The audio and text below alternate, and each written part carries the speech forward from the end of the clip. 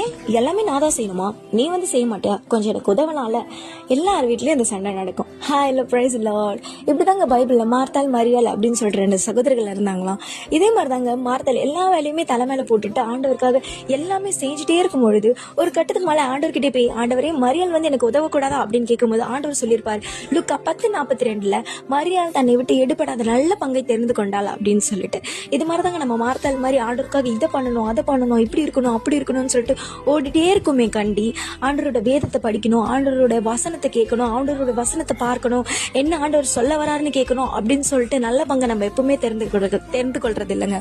இதே மாதிரிதான் நிறைய வேலை என்ன செய்யலாம் என்ன பண்ணலாம் அப்படின்னு யோசிக்கிறோமே கண்டி.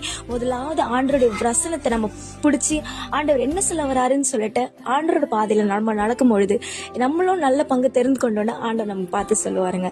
ஸோ தெரிஞ்சுக்கோங்க, புரிஞ்சுக்கோங்க, ஆண்டவர் பிடிச்சுக்கோங்க. பாய் பாய்.